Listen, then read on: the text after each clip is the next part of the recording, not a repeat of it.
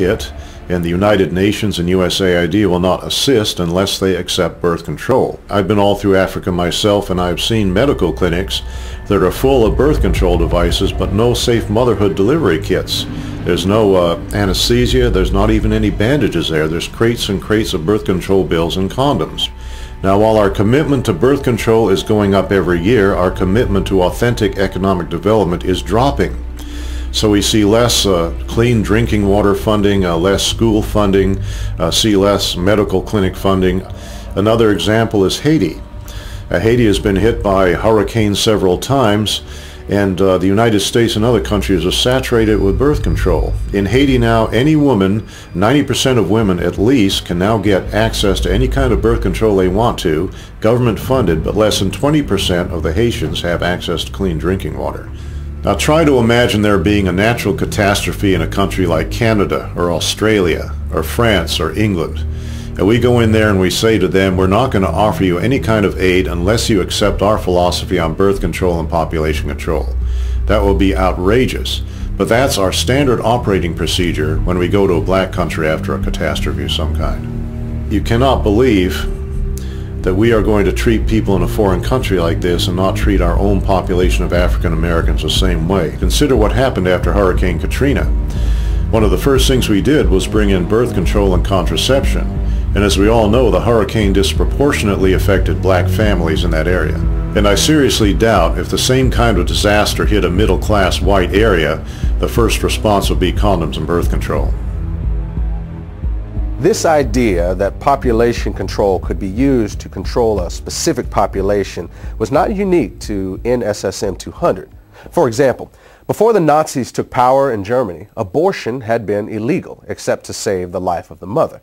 But under Hitler, the Hamburg Eugenics Court ruled that it would still be illegal for Aryan women, but legal for women of what they called inferior racial stock. According to the court, encouraging eugenic abortions would promote racial hygiene and protect the health of the German people.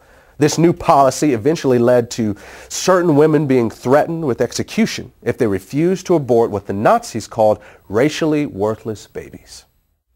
At about the same time this was going on in Germany, the government of Bermuda was blanketing the island with population control facilities and openly stating that their intent was to limit the numbers of blacks. Then in 1958, blacks in the Caribbean rebelled against a Planned Parenthood-led birth control campaign that was exclusively targeted at non-white residents, while at the same time, prosperous white residents were being encouraged to multiply. Following a similar pattern, a 1965 article in the Pittsburgh Courier newspaper reported that under apartheid, the white South African government was relying on targeted birth control as its primary weapon to reduce the number of blacks in the country. Unfortunately, we now know that the U.S. government was not immune to this sort of thing either. When 3 pro-choice researchers investigated the original motive behind the creation of the abortion pill, RU-486, what they discovered was that the scientific basis for it was actually developed in the United States during the 1960s by the National Institutes of Health at the U.S. Department of Health and Human Services. In their 1991 book, these researchers claimed to have found data showing that this agency was looking for an inexpensive and effective drug to control the populations of foreign countries that the government had classified as underdeveloped. The abortion pill was to be tested in these environments and, if successful, the plan called for it to then be introduced into Black, Hispanic, and Native American communities in the United States.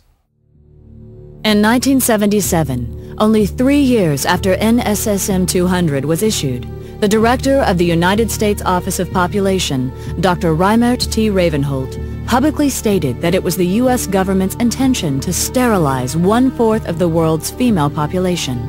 According to Ravenholt, one of the driving forces behind this campaign was the need to protect American financial and commercial interests. Ravenholt said that some foreign governments were refusing to give the United States permission to come into their country and control their population. He said that, in those cases, the plan was to be carried out by 2 private organizations with an enormous amount of financial support from the American government.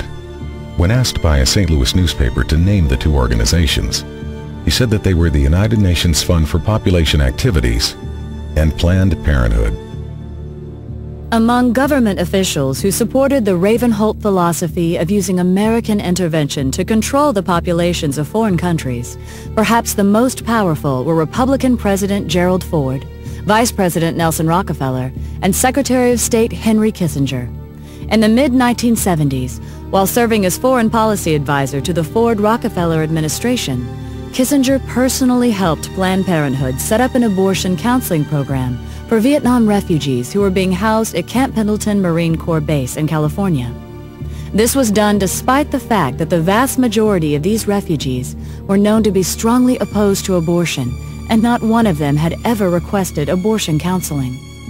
At the same time, Kissinger also refused to hold an abortion training program that was being conducted by the Agency for International Development, which operates under the direction of the State Department. Kissinger allowed this project to continue despite numerous complaints that it was in clear violation of U.S. law that specifically prohibited American foreign aid funds from being used for this purpose. The commitment that Ford, Rockefeller, and Kissinger had for this illegal project may have been a reaction to something Reimert Ravenholt had said a few years earlier. In 1973, he was speaking at a Planned Parenthood national conference where he told attendees that abortion may actually be the most demographically powerful way of controlling population. Ravenholt would eventually be honored by Planned Parenthood for what it called innovation and vision in the population field. Years ago, a series of USA Today articles documented that there are large multinational corporations on the New York Stock Exchange today that actually got their start in the slave trade. But when slavery ended and Africans could no longer be financially exploited, many of those same corporations began pouring millions into the eugenics movement. The people they had found so valuable as property, they had little use for as fellow citizens. And again, some of those corporations and foundations and institutions are still around today, and every year they still pour millions into eugenics organizations like Planned Parenthood. In fact, if you look at Planned Parenthood's donor list, it reads like a who's who of corporate America. You also have individual elitists doing the exact same thing. People like Bill and Melinda Gates, Warren Buffett, Ted Turner, and many others have used their own personal fortunes to make sure that the eugenics movement never runs short of money.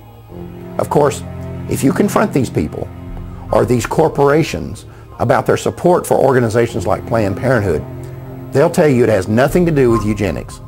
And if someone is naive enough to believe that, that's fine.